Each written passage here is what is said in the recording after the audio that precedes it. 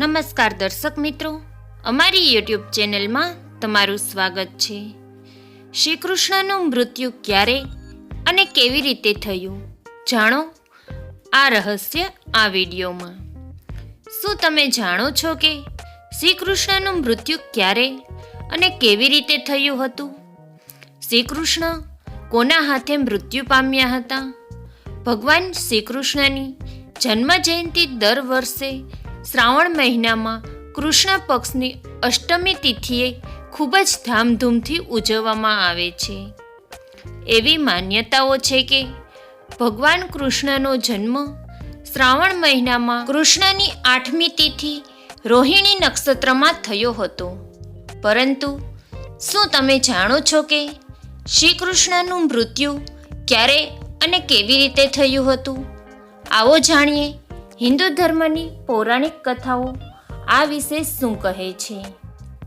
માનવજાત અને માનવતાનો નાશ કરનાર કુરુક્ષેત્ર યુદ્ધ સમાપ્ત થયું।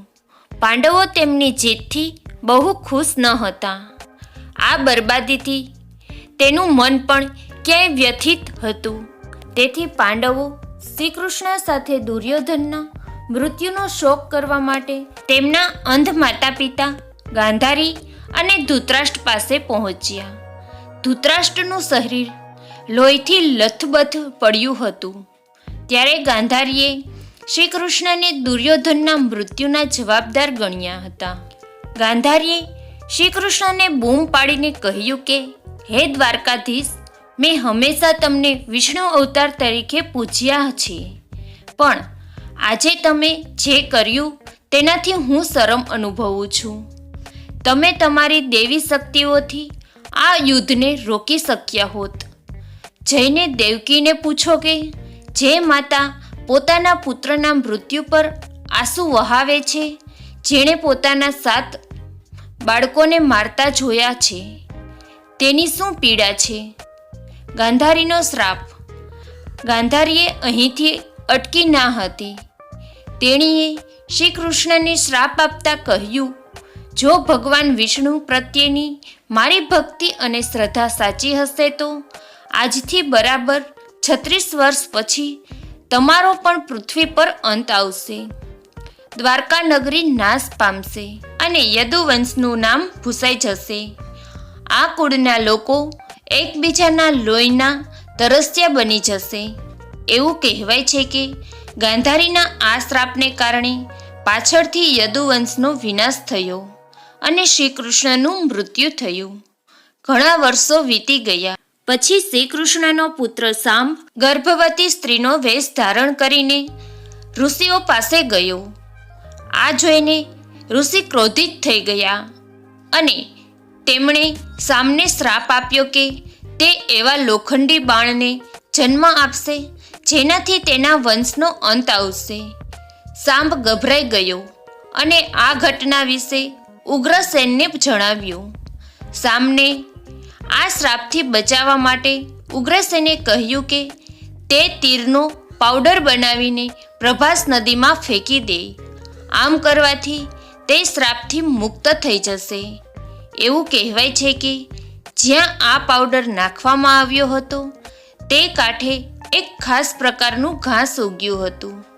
તે કોઈ સામાન્ય ઘાસ ન હતું, પરંતુ એક નશો કરનારી વનસ્પતિ હતી। આ પછી દ્વારકામાં કેટલાક અશુભ સંકેતો દેખાવા લાગ્યા। શ્રી કૃષ્ણનો શંખ, રથ, સુદર્શન ચક્ર અને બલરામનું હળ અદૃશ્ય થઈ ગયું। દ્વારકા કેવી રીતે પાપની નગરી બની? દ્વારકા ગુનાની નગરીમાં ફેરવવા લાગ્યું। પૃથ્વી પર પાપ વધવા લાગ્યું। આ બધું શ્રી કૃષ્ણને ન દેખાયું અને તેમણે દ્વારકાના લોકોને પ્રભાસ નદીના કિનારે તેમના પાપોનું પ્રાયશ્ચિત કરવાનું કહ્યું। પરંતુ દ્વારકાના લોકો ત્યાં જઈને તે નશાકારક ઘાસનું સેવન કરવા લાગ્યા। એકબીજાના લોહીના તરસ્યા બન્યા। ગાંધારીનો શ્રાપ સાચો પડ્યો। યદુવંશીઓ વચ્ચે લડાઈ થઈ। આ ઘટના થોડા સમય પછી જ્યારે શ્રી કૃષ્ણ એક ઝાડ નીચે યોગ સમાધિ લઈ રહ્યા હતા ત્યારે જરા નામનો એક શિકારી હરણની શોધમાં ત્યાં આવ્યો. જરાએ શ્રી કૃષ્ણના પગને હરણ સમજીને તીર છોડ્યું. તે તીર શ્રી કૃષ્ણને લાગ્યું.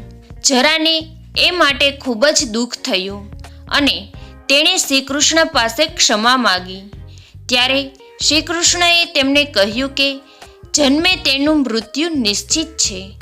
મિત્રો, મારો આ વિડીયો જો તમને સારો લાગ્યો હોય તો પ્લીઝ લાઈક, શેર અને સબસ્ક્રાઈબ કરવાનું ભૂલશો નહીં.